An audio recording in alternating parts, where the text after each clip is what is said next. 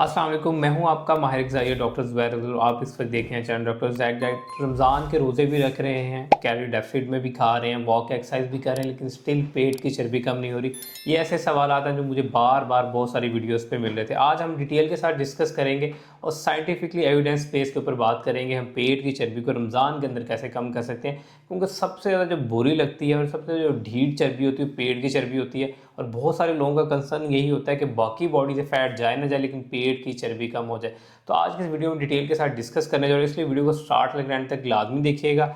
और अगर वीडियो पसंद आए तो एंड में लाजमी लाइक कर लीजिएगा और चैनल को सब्सक्राइब कर लीजिएगा। सबसे पहले देखेंगे जो फास्टिंग जो हम आजकल कर रहे हैं, बेसिकली इंटरमिटेंट फास्टिंग की एक फॉर्म है। और जब आप इंटरमिटेंट फास्टिंग करते हैं तो चार चीज़ें तो आपकी बॉडी के अंदर लाजमी इंप्रूव होती हैं। नंबर वन, आपके इंसुलिन लेवल्स जो है वो कम होना शुरू हो जाते हैं, यानी इंसुलिन सेंसिटिविटी इंप्रूव होना शुरू हो जाती है। नंबर टू, आपका विजिकल फैट जो है कम होना शुरू हो जाता है। नंबर थ्री जो है वो आपकी गट हेल्थ जो है वो काफ़ी हद तक इंप्रूव हो जाती है। और नंबर फोर, आपकी बॉडी से इन्फ्लेमेशन कम होना शुरू हो जाती है। अगर आप ये सारे फायदे लेना चाह रहे हैं तो इसका मतलब है कि आपको ये फास्टिंग भी इंटरमिटेंट फास्टिंग समझ के करनी पड़ेगी। और आपको अपनी बॉडी के अंदर वो सारी चेंजेस लाने के लिए वो सारे रूल्स फॉलो करने पड़ेंगे जो नॉर्मल डेज के अंदर फॉलो करते हैं। तो इस वीडियो में आपको मैं से 5 रूल्स बताने जा रहा हूँ जिनको फॉलो करके ईजिली आप अपने पेट की चर्बी को कम कर सकते हैं।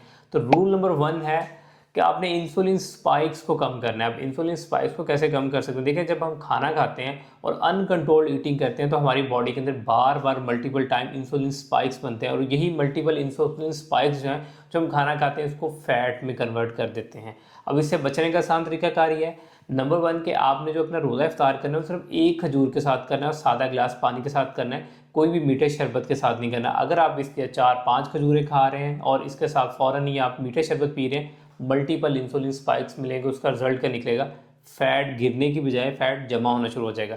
और नंबर टू रूल जो आपने फॉलो करना है वो है बेसिकली कंट्रोल रीफीडिंग मेथड। अब इसको हम क्यों कहते हैं कंट्रोल रीफीडिंग मेथड? जब आपकी बॉडी 12 घंटे से फास्टिंग स्टेट में होती है, होती भी ड्राई फास्टिंग में है, लेकिन इंटरमिटेंट फास्टिंग क्या होता है, हम कुछ ना कुछ लिक्विड ले रहे होते हैं, तब आपको कंट्रोल्ड अमाउंट में खाना खाना होता है। लेकिन अब एकदम से अगर बहुत ज़्यादा खाना खा लेंगे तो आपको कॉन्स्टिपेशन, ब्लॉटिंग होगी और ये दोनों चीज़ें आपकी बॉडी में इन्फ्लेमेशन को बढ़ाएंगी। और इसका तरीकाकार भी अगेन वही सादा और सिंपल है कि आपने एक गिलास सादा पानी का रोज़ा इफ्तार करना है, एक खजूर खानी है, उसके बाद कम से कम 10 से 15 मिनट का गैप लेना है। और गैप लेने के बाद आपने एकदम से फ्राइड आइटम का जो है ना बम्बार नहीं कर देनी, बल्कि आपने इसकी जगह जो बेस्ट चीज़ आप ले सकते हैं, 1 कप योगर्ट लें, उसके अंदर 1/4 टीस्पून आप सिनेमन डालें, 1 चम्मच उसके अंदर चिया सीड डालें और 100 ग्राम फ्रूट डाल लें। तो ये एक आपका बेस्ट कम्बिनेशन बन जाएगा। सिनेमन भी आपके इंसुलिन स्पाइक्स को कम करेगी, चिया सीड के अंदर फाइबर है वो आपकी भूख को कंट्रोल करने के लिए हेल्प आउट करेगा, योगर्ट आपकी गट को हील करेगा। इस तरह के बैलेंस मील्स ऐड करेंगे तो आपकी गट हेल्थ भी ठीक रहेगी, इंसुलिन सेंसिटिविटी भी इंप्रूव होगी और ओवरऑल आपका फिजिकल फैट कम होना शुरू हो जाएगा। और इसके साथ साथ आपकी जब एपिटाइट कंट्रोल होगी तो आप एक्स्ट्रा कैलोरीज नहीं खाएंगे, बल्कि कैलोरी डेफिसिट के अंदर रहेंगे। नंबर 3 रूल जो आपने फॉलो करना है वो बहुत ही सिंपल है, वो बेसिकली है प्रोटीन मसल प्रिजर्वेशन। अब इसका आसान अल्फाज में बताऊं कि आपने प्रोटीन लेके अपने मसल को बचाना है।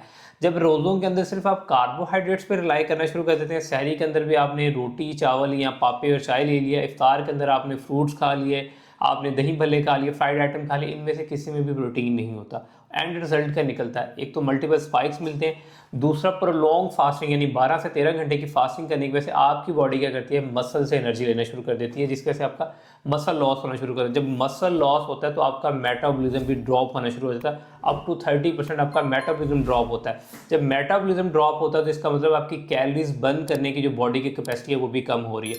तो रमज़ान के अंदर आपने एटलीस्ट 1.6 से लेकर 1.8 पर केजी बॉडी वेट जो है आपने प्रोटीन लेना है। और इसको प्रोटीन को कैलकुलेट करने का तरीकाकार बहुत ही आसान है कि आप इसको 1.6 से अपने करंट वेट से मल्टीप्लाई करेंगे तो आपका करंट प्रोटीन इंटेक निकल आएगा। और मिसाल के तौर पे अगर आप 100 ग्राम चिकन खा रहे हैं तो उससे आपको 25 ग्राम प्रोटीन मिल रहा है, और एक नॉर्मल अंडा खा रहे हैं तो उससे आपको 6 से 8 ग्राम प्रोटीन मिलता है। तो इसके मुताबिक आपने अपना प्रोटीन इंटेक भी मैनेज करना है। और प्रोटीन से क्या मिलेगा? मसल प्रिजर्व होगा, ज़्यादा कैलोरीज बर्न होंगी, थर्मिक इफेक्ट बढ़ जाएगा, भूख कम लगेगी।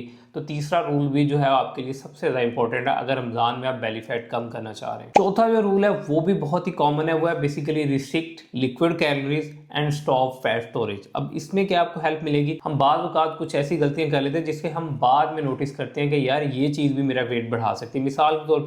मिसाल को चना चाट खा रहे थे तो उसके अंदर वैसे भी चने में कार्बोहाइड्रेट ज़्यादा है, साथ आपने आलू इमली बुखारे की मीठी चटनी डाल दी, केचप ले ली, इसके अलावा आपने कोई भी मीठी और कोई इसके अंदर सॉसेजेस ऐड कर ली, तो ये आपकी एक्स्ट्रा कैलोरीज हैं। और ये छोटी छोटी कैलोरीज जो हैं जिनको आप इग्नोर करते रहते हैं, एक तो ये इंसुलिन स्पाइक देती हैं, दूसरा आपको कैलोरी सरप्लस में ले जाती हैं, जिसकी वजह से आपका बेली फैट नहीं कम होता। तो सबसे पहले आपने अपनी लिक्विड कैलोरीज को कट डाउन कर देना है, वो एक्स्ट्रा कैलोरीज जो आपका वेट बढ़ाती हैं। हाँ, अगर इसमें जो चीज़ें आप बेस्ट ले सकते हैं रमज़ान में, लेमन चिया सीड वाटर ले सकते हैं, मिंट मार्गेटा 0 शुगर में बना हुआ ले सकते हैं, लस्सी थोड़ी सी एज कम्पेटिव लेस कैलोरीज होती हैं तो वो भी आप ले सकते हैं। ये तीनों ड्रिंक्स आपके लिए बेस्ट हैं, आपको हाइड्रेट भी रखेंगे, आपको फटीग से भी बचाएंगे और आपका बेली फैट कम करने में भी आपको हेल्प आउट करेंगे। तो रमज़ान के अंदर जो 5वां रूल आपने फॉलो करना है वो बहुत ज़्यादा सिंपल और सादा सा है कि ड्रॉप हाई कोर्टिसोल लेवल और इम्प्रूव योर स्लीप साइकिल। अब इसको आपने फॉलो कैसे करना है? सिंपली आपने 11 बजे से पहले सोना है तो कोर्टिसोल लेवल नीचे आ जाएंगे, 11 बजे के बाद सोएंगे तो कोर्टिसोल लेवल हाई हो जाएंगे। जब कोर्टिसोल लेवल हाई होंगे, वो बेसिकली एक स्ट्रेस हार्मोन है, तो बॉडी फैट मेल्टिंग से चली जाएगी फैट स्टोरेज मोड के ऊपर।